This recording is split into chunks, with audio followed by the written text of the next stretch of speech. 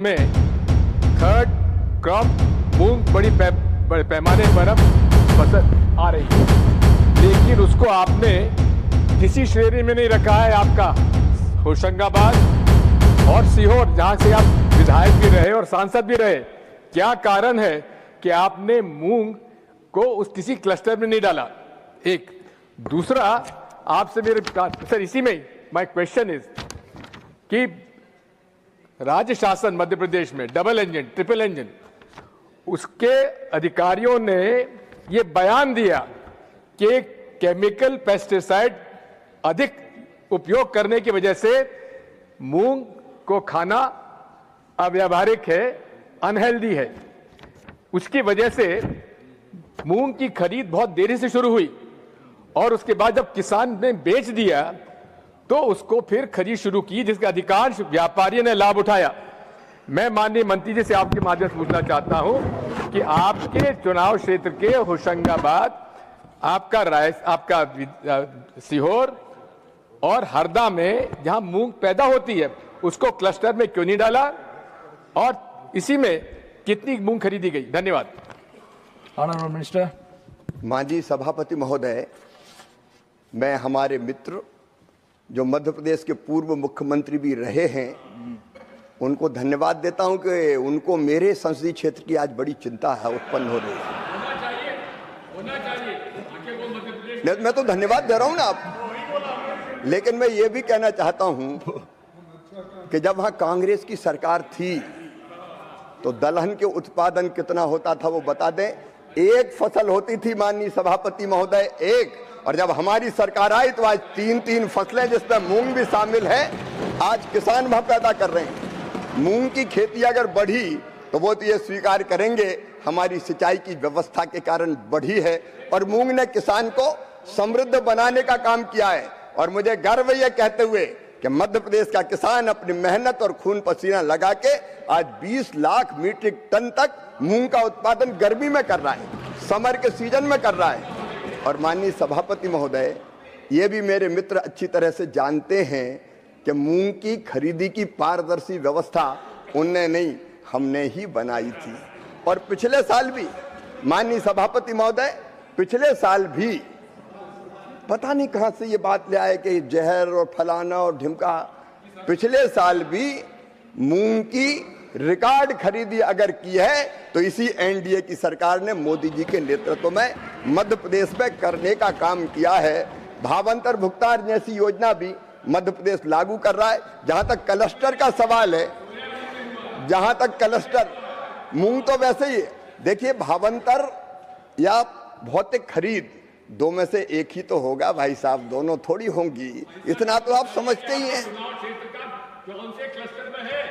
हरदा, होशंगाबाद और सीहोर मूंग की खरीद का बड़े पैमाने पर प्रोडक्शन होता है। No debate, please take your seat, please conclude your. हमारे बड़े भाई बड़े उतावले हो रहे हैं।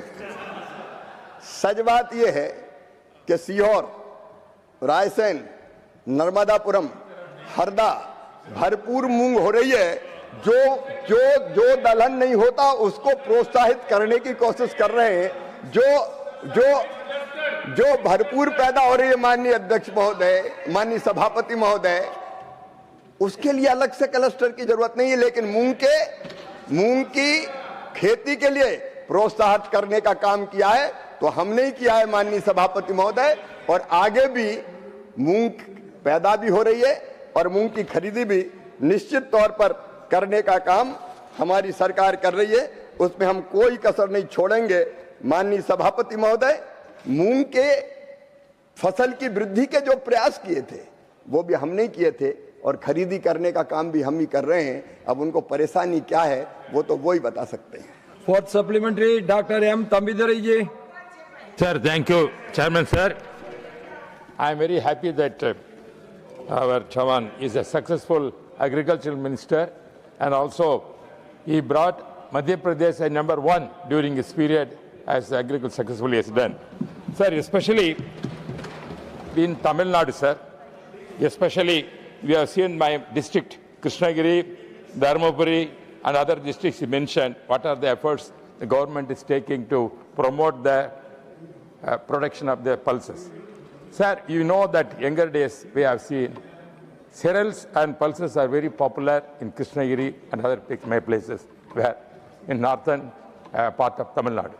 Sir, nowadays that kind of attitude has gone because of the consumption of the Please be specific about your I am question. coming to the please. point, sir. Because of that, we are importing, getting from Madhya Pradesh only pulses. Therefore, such kind of production, Madhya Pradesh produced more during this period. Because of that easy effort, we are getting pulses from Madhya Pradesh and Tamil Nadu. Sir, Tamil Nadu, in order to increase the further, what are the efforts central government give to state government, because state government failed to do that kind of production. Honourable Right? Minister. That's why I asked him that what are the incentives you can give and produce this kind of pulses, sir. Honourable Minister. माननीय सभापति महोदय,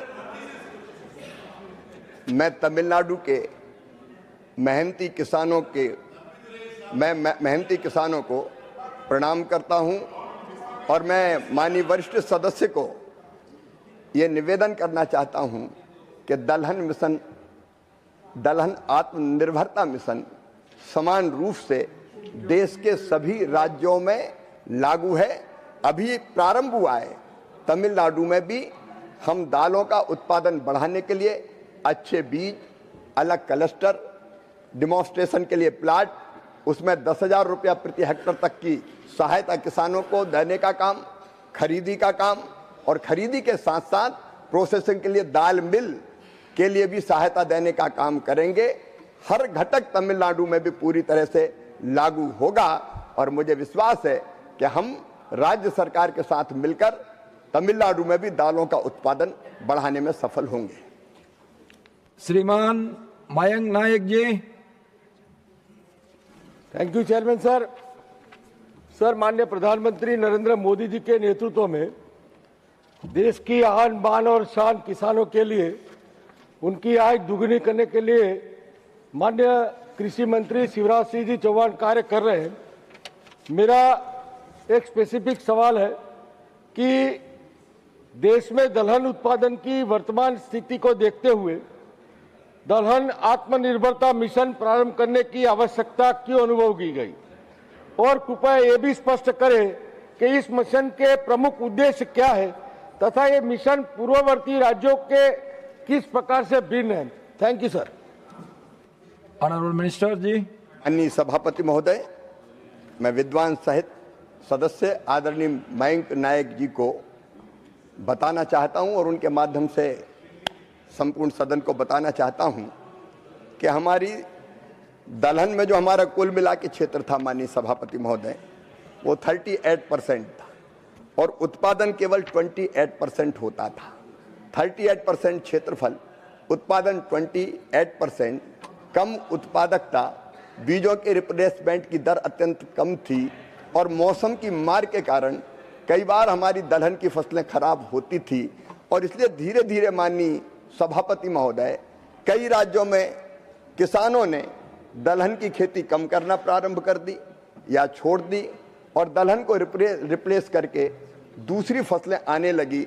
ऐसे में दलहन की का जो आवश्यकता है हमारे देश में, वो जितनी आवश्यकता है उसकी पूर्ति में देश आत्मनिर्भर हो सके, इसके लिए एक मिशन की जरूरत थी और इसलिए माननीय सभापति महोदय ये दलहन आत्मनिर्भरता मिशन प्रारंभ करने का काम प्रधानमंत्री जी के नेतृत्व में हमने प्रारंभ किया। ये फैसला किया कम उपज और उत्पादन का अंतर ये हमको कम करना है। पुराने बीज की किस्मों के जगह नए ज़्यादा उत्पादन देने वाले जलवायु अनुकूल बीज हमको लेके आना है। मशीनीकरण से संबंधित समस्याओं का हमें समाधान करना है। दलहन पर जो कीट प्रकोप होता है जिसके कारण फसलों में बहुत नुकसान होता है, उसका मुकाबला हमको करना है। कीट प्रकोप हम कैसे समाप्त करें उसके प्रयत्न हमको करना है। और इससे भी बड़ी बात यह है कि दलहन हमारे देश में जो शाकाहारी पॉपुलेशन है, जो केवल शाकाहार पर विश्वास रखती है, उनको प्रोटीन प्राप्ति का सबसे शक्तिशाली, सबसे प्रमुख साधन है और इसलिए दलहन हमारे देश की एक बड़ी आवश्यकता है और इसलिए हमारे उद्देश्य दलहन मिशन को प्रारंभ करने के उत्पादन और उत्पादकता में वृद्धि, नंबर 1 जलवायु अनुकूल बीजों का उत्पादन, नंबर 2 किसानों को वो उपलब्ध हो जाए इसका प्रयत्न करना, नंबर 3 फिर नेफेड और सीसीएफ के माध्यम से तुअर मसूर उड़द की पूरी खरीद, फिर पीएम आशा के अंतर्गत बाकी दलहन की खरीद को भी सुनिश्चित करना, फसल के उपरांत भंडारण और प्रोसेसिंग को बढ़ावा देना और प्रबंधन तकनीक को भी आगे बढ़ाना। इसलिए हमने दलहन आत्मनिर्भरता मिशन प्रारंभ किया है और मुझे विश्वास है कि इस मिशन के कारण भारत 30-31 तक दालों में आत्मनिर्भर हो जाएगा। Now question number 153, Dr. Lakshmikant Vajpayee ji. Honorable Minister. सभापति महोदय, एक विवरण सभा पटल पर रख दिया गया है। First supplementary, Dr. Lakshmikant Vajpayee ji. माननीय सभापति जी, आपका आभार। और आपके माध्यम से सरकार ने जो सीआरएम योजना लागू की थी, पराली जलाने की समस्या के कारण होने वाले प्रदूषण को रोकने की दृष्टि से, उस संबंध में मुझे माननीय मंत्री से ये जानकारी करनी है कि सीआरएम योजना के अंतर्गत आवश्यक उपकरण महंगे हैं और उनका संचालन व्यय भी बहुत अधिक है और उसके कारण किसानों के लिए व्यय साध्य नहीं है। सरकार ने सब्सिडी की व्यवस्था तो की है, लेकिन क्या सरकार किसी अन्य उपाय पर भी विचार करेगी कि इन उपकरणों का या सरकार की सीआरएम योजना का लाभ उठा के किसान प्रदूषण नियंत्रण के उद्देश्य में भी सहयोग कर सके? Honorable Minister. माननीय सभापति महोदय, मैं सदन के बहुत वरिष्ठ सदस्य सम्मानी लक्ष्मीकांत जी वाजपेयी जी को धन्यवाद देता हूं और ये निवेदन करना चाहता हूं। एक तो मैं ये कहना चाहता हूं आज माननीय सभापति महोदय कि प्रदूषण का कारण केवल पराली नहीं है, केवल किसान नहीं है।